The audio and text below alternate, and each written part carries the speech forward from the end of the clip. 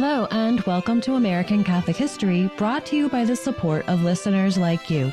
If you value this content, please become a supporter at americancatholichistory.org/support.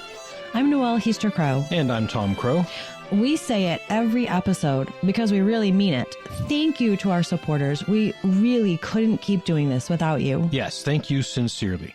And those of you who have considered becoming supporters or have told us, hey, I'm going to do that, consider it harder. And, here's your sign. Get on it. We'd love to make these on a more consistent basis, but we need more support to make that happen.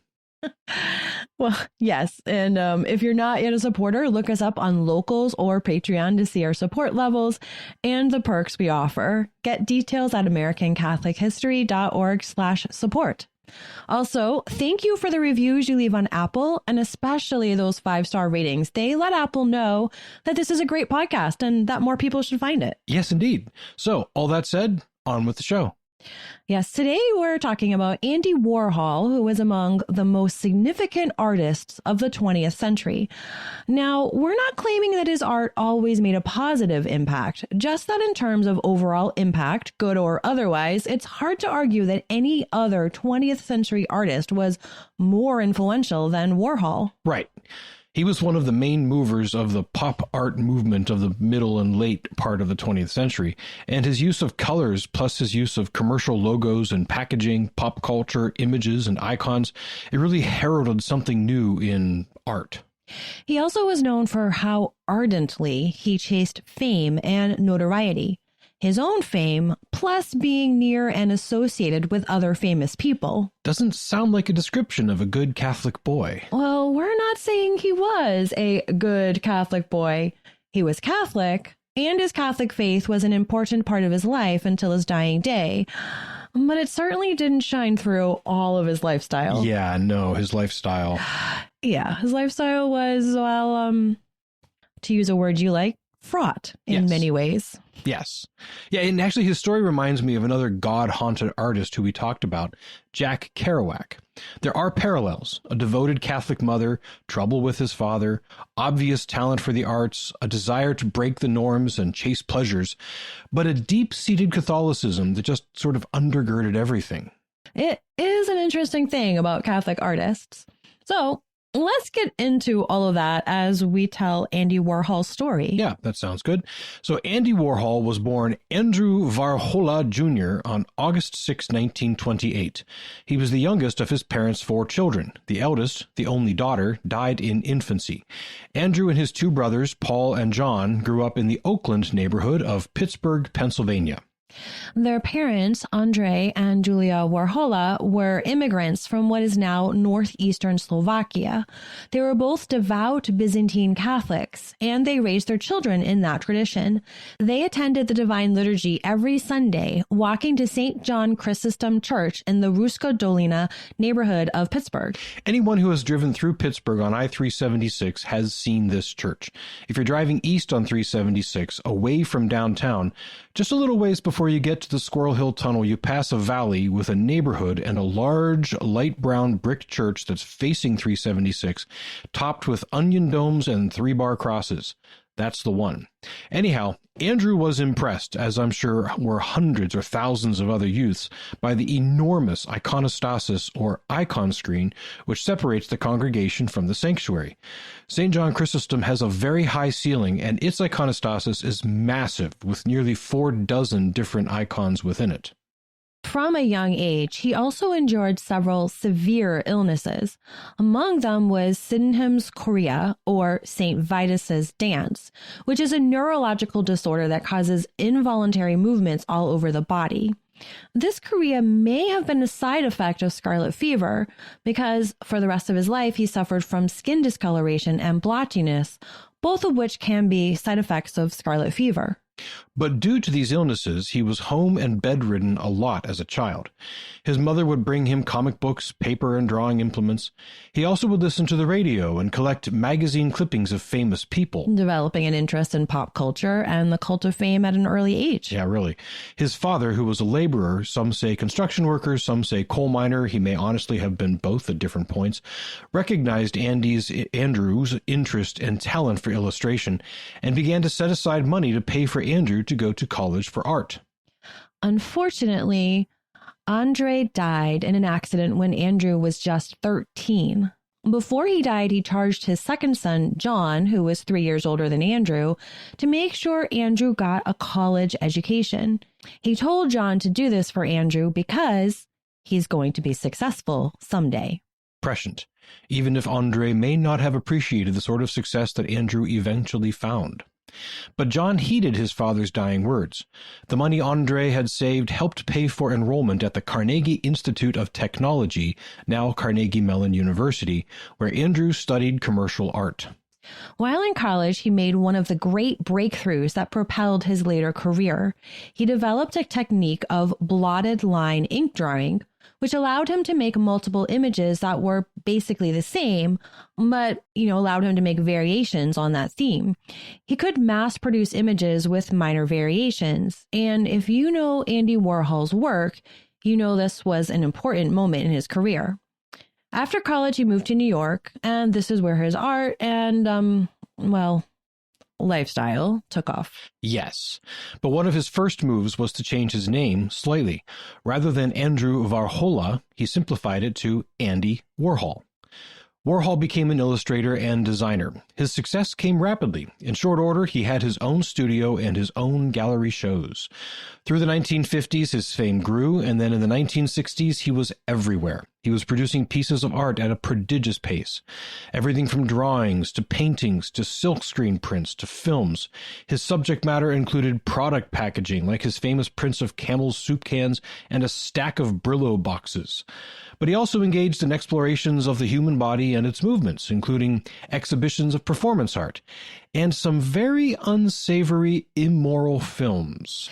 Yeah, we're not going into any detail about these things. We're not going to talk about it because, we want this to be a family-friendly podcast. His art rebelled against classical forms, accentuated the shallowness he saw in commercialism and pop culture, and reveled in the mundane and perverse. But in a way, it seems his art and lifestyle were an aggressive outlet for his own inner tension.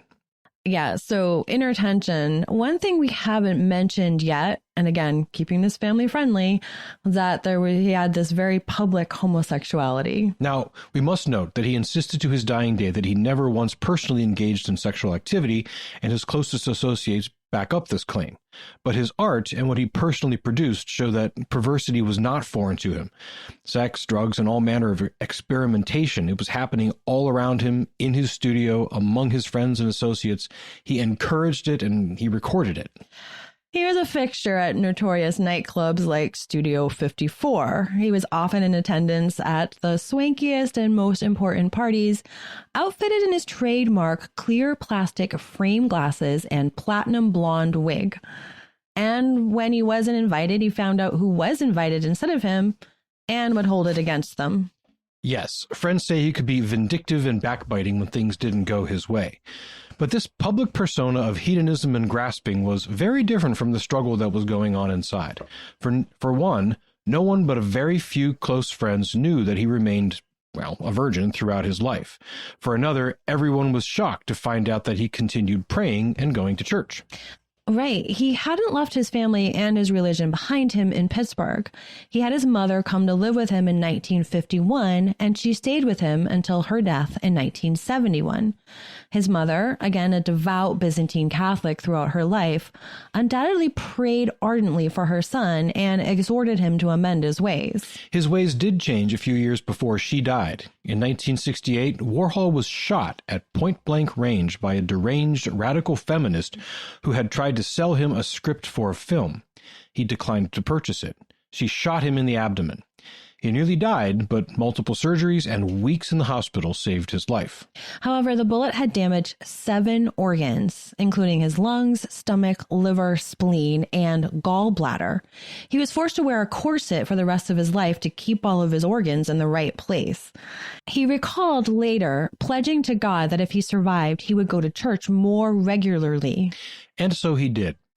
Some accounts say he went daily, but he certainly would go often and at least every Sunday.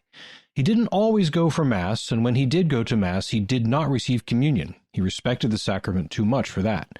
But he would stop in frequently at St. Vincent Ferrer on Lexington Avenue in Manhattan's Upper East Side, which was near his townhouse.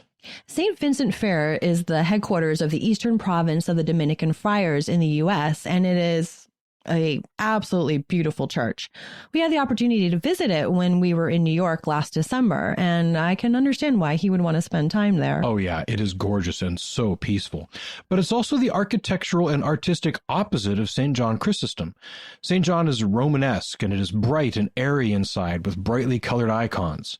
St. Vincent is Gothic with dark stone and stained glass and a much more close, intimate feel. Both are sacred and impressive in their own way, but you're right, very different. Yeah, and it was to St. Vincent that he repaired often in these years. He spoke often with the pastor who recalled those conversations fondly. At his home, he kept a rosary and a book of prayers by his bedside, and he had a little altar dedicated to the Blessed Mother. In his diary, published shortly after his death, the most common activity recorded from day to day was went to church. Publicly, he was still Andy Warhol, grasping at the next 15 minutes of fame, basically making fun of pop culture, holding up a mirror to the world and showing it how ridiculous its commercialism, idolatry, and pursuit of the next easy sensual experience was. But interiorly, there was a great battle going on. His mother always insisted that he was a good religious boy. An associate who did not think the same thing was surprised to find out she was somewhat right. When that associate accompanied Warhol to Mexico City, they visited the shrine of Our Lady of Guadalupe. In his book, the associate reported that Warhol took holy water, genuflected, made the sign of the cross, knelt, and prayed. The associate realized at that moment that the religious convictions deep down inside Warhol were not an act or a spectacle like everything else in his life. The religious sense still held meaning and importance to him. Perhaps a less obvious sign of the lingering importance of his Catholicism was the company he kept. Yes, he was surrounded by hedonists and pleasure seekers, but among those whom he hired and specifically chose to keep near him, the vast majority were Catholics, lapsed Catholics, but Catholics. One of his friends who noted this thought it was due to a shared history, priests, nuns, the liturgy, and even that sense of guilt. Also, his nephews reported that when they would visit him in New York, he would insist that they kneel and pray before leaving the house, a practice he retained from his mother and his childhood. In fact, he and his brother John kept up a regular communications. They spoke on the phone weekly, according to John. Perhaps the most important moment for Warhol as a Catholic came in 1980. He traveled to Rome where he participated in a general audience of Pope John Paul II. John Paul had only been Pope for about 18 months at this point, and Warhol wanted to do a series of portraits of him, like those he'd done of Marilyn Monroe, Elvis Presley, and Mao Zedong. But all that happened was an opportunity to speak briefly with the Polish pontiff as he went along the front row. But that moment is an interesting one. Warhol dressed up neatly that day, more neatly than he normally did, including a staid white shirt and a striped tie, along with a more subdued version of his platinum blonde wig. The brief exchange between Warhol and the Pope was captured in multiple photos. Warhol is holding a camera with which he had already taken a photo of the Pope. But in this moment, they exchange a few words. The Pope grips Warhol's hand warmly and strongly. Warhol is looking at the Pope, an artist and a cultural icon in his own right, with a sense of care and interest that was more than just meeting another celebrity. There really did seem to be something in that moment for Warhol. He never did execute the set of silkscreen portraits of John Paul II. It's not like he couldn't have done one from a photo like he'd done with the portraits of Mao, Marilyn, and Elvis. So maybe the reason he didn't had more to do with a deep and real respect for John Paul II that he just didn't have for those others. Maybe his inner sense of what is good and what is banal held the saintly pontiff as something more sacred that should not be abused or held up to spectacle. Yeah, and this gets to a deep question of why in Warhol's life and art. He had these tensions between knowing that the Catholic thing was important, but he could not bring himself to live that life. He knew the importance of the image. He had spent countless hours staring at that massive iconostasis at St. John Chrysostom. One thought is that his pop art was sort of an anti-iconography. He saw sacred religious art as providing a window into the sacred, reminding the believer of what they truly believe to be sacred and of ultimate importance. Well, he sort of turned that around on pop culture and crass commercialism, and more or less made icons of the idols of modern society, celebrities, the packaging of popular products, fashionable political leaders. And rather than saying, here is an image that will remind you of the true greatness of this saint or the magnificence of the Godhead, he's saying, here is your God made in your own image and likeness. Isn't it ridiculous? It's just my thought, but given that tension between his deep Catholic roots and his observation of the power of icons, juxtaposed against the sort of art he produced with crass commercialism and idol worship spread all over the canvas, I don't know, I'm just not sure how else to explain it.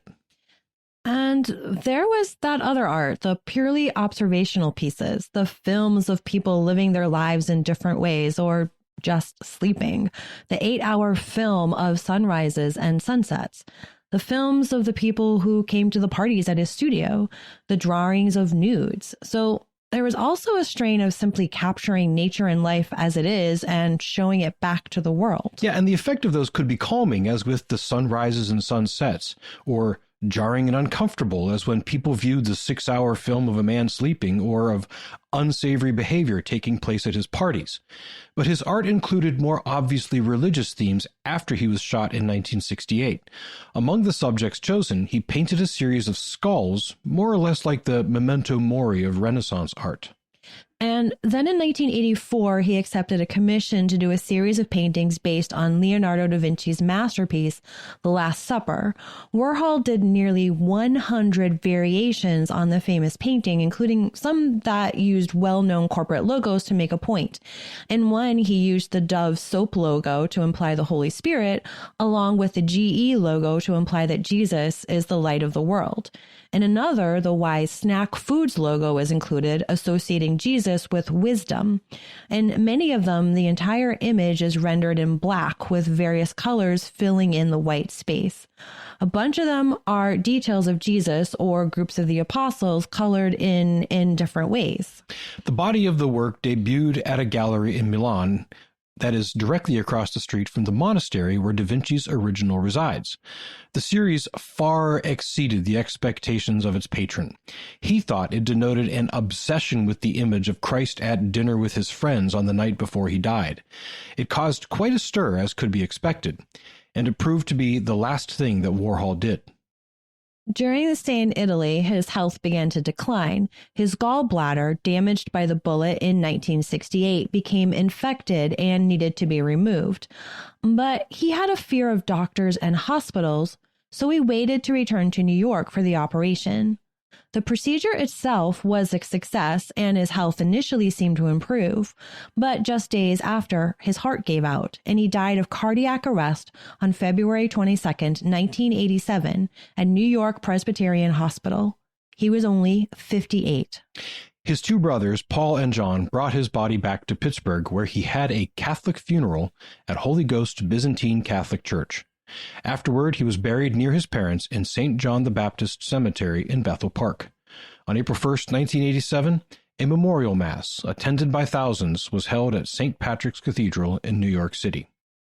In his will, he named his brother John as one of the trustees of his estate, setting up the Andy Warhol Foundation dedicated to preserving and carrying on his work. John remained on the board for 2 decades, helping to set up the Andy Warhol Museum in Pittsburgh, as well as one in the area of Slovakia where their parents came from. Warhol's art remains some of the most immediately recognizable of all American art.